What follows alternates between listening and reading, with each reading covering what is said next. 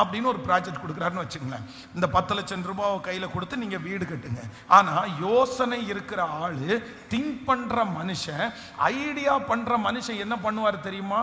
அவர் வேலை ஆரம்பிக்கிறதுக்கு முன்னாடி உட்கார்ந்து அவர் யோசிப்பார்.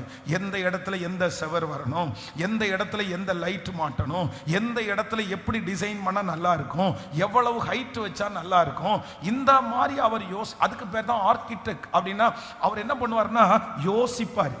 இப்போ யோசிக்கிறதுக்கு முன்னாடி இன்னொருத்தருக்கு கையில 10 லட்சம் கொடுத்து தெரியுமா, அவங்க சில நம்மள மாதிரி ஒரு சில கேஸா இருப்பாங்க.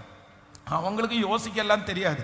அவங்களுக்கு எடுத்தோன்னா ஒரு வீடுன்னு நினைச்ச உடனே ஒரு பெட்ரூமு, ஒரு ஹாலு, ஒரு கிச்சனு, ஒரு பாத்ரூம், டாய்லெட் அட்டாச்சு, அவ்வளோதான், அதோட முடிஞ்சிருச்சு. அவ்வளோதான், காசை கொடுத்தா அடுத்த நேரத்தில் கட்ட ஆரம்பிச்சிருவாங்க. அவங்களுக்கு வேற எந்த யோசனையும் இருக்காது. இவங்க 2 பேரும் கட்டின அந்த மாளிகை நீங்க போய் பார்த்தீங்கன்னா, இந்த யோசனையோட பண்ணி இருக்கிறத பார்த்தா நமக்கு என்னவா இருக்கும்னா பிரம்மாண்டமா இருக்கும். அதுல குடியிருக்கலான்னு தோணும், அதுல ரொம்ப வருஷம் டிராவல் பண்ணலான்னு தோணும்.